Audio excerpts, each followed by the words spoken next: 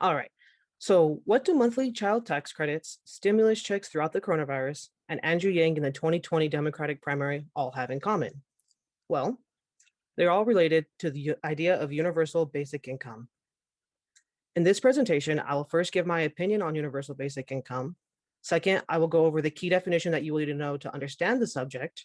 Then I will give historical context as well as the arguments for and against universal basic income.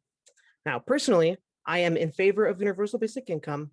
However, I think there needs to be a mix with our current needs-based systems to better address equality in income. I also think that passing UBI will be a very long process. That is not something that is very in favor in our political scene currently. We do have some politicians on the left, for example, such as Bernie Sanders, who has proposed things such as like a $2,000 monthly check. However, there is not very much support on the right at the moment. To be clear, though, I can't see a future without some form of UBI due to the rise in automation. Low skilled jobs will be replaced in my lifetime, and I think it's something that the government will need to address. Now, to be honest, there's only one real definition that you really need to know when it comes to universal basic income, and that's, well, what is it? Well, universal basic income is paid by the government to everyone on a monthly basis. It is financed by taxes, and it replaces many other social benefits and guarantees a minimum standard of living.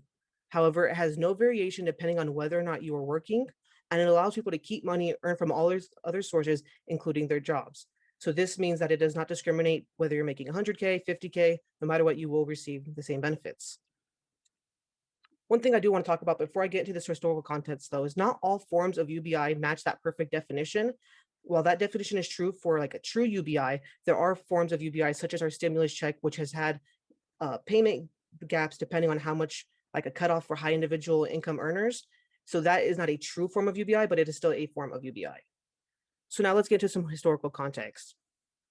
So UBI is not anything new. Thomas Paine in 1796 had the idea, Martin Luther King had the idea in the 60s, and there have been numerous experiments done throughout countries such as Canada, Finland, and Netherlands. Alaska has its own true form of UBI dated since 1976, and for Alaska in specific, they get monthly proceeds from the oil revenues from their state. Finland and Netherlands have both been testing UBI by giving citizens monthly money selected at random.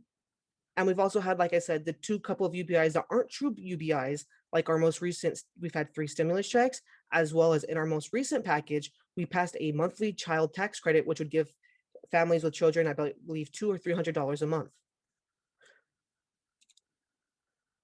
All right, so why are people in favor of UBI?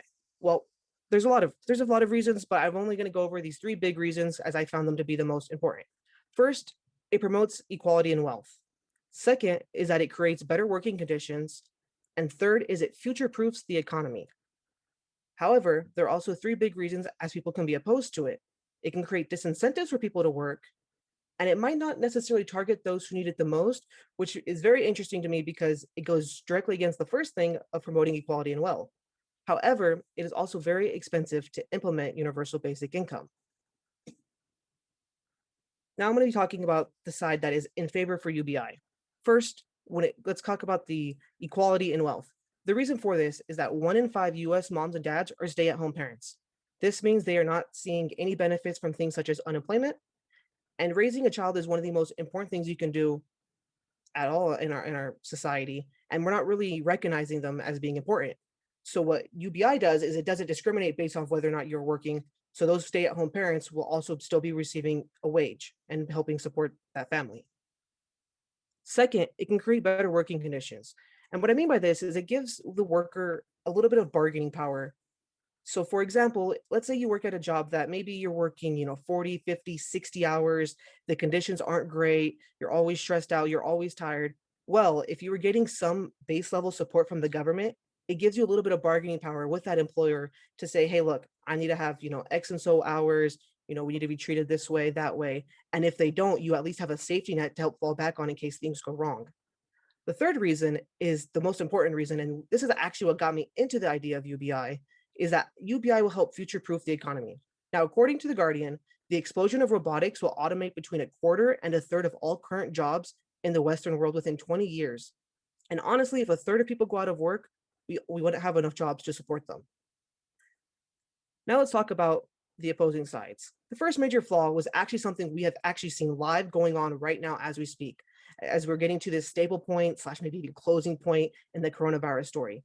Many workers are actually choosing not to go back to work because the unemployment boost is giving them more money than they would have made with employment. So this can create a disincentive to go back to work if the UBI is high enough compared to what those standard wages are.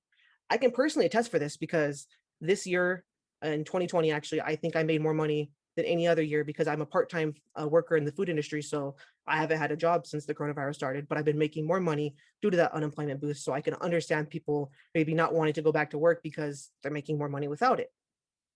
The second issue, which is like a direct contradiction to the equality argument, is also a big one because UBI doesn't target those who need it most. Now, as I said in that definition, a true version of UBI gets rid of most social programs. And right now, the way our social programs are, they're based on a needs-based system. Why would we be giving somebody who's making $100,000 the same amount as we were making someone $50,000, $20,000, or no job at all? Would we rather give the assistance to people who need it the most? The last issue with UBI is that it's very, very expensive.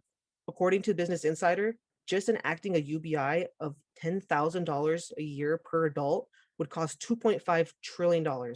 That's roughly 75% of the federal government's 2018 revenues.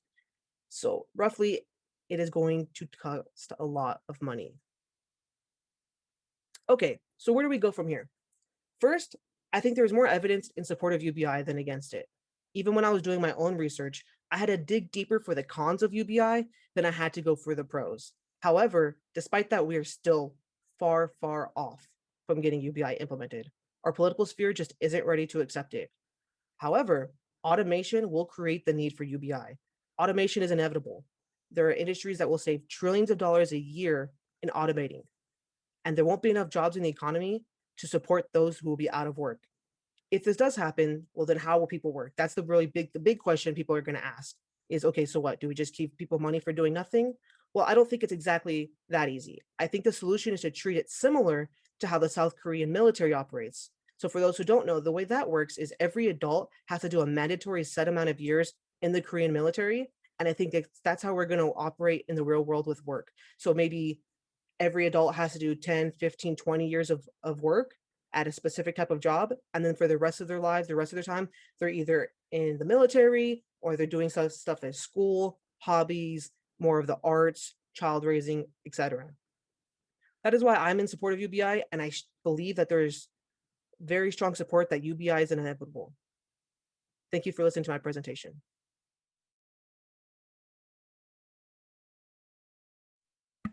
That was great. I really liked that. That was really succinct, and you clocked in really good on time too.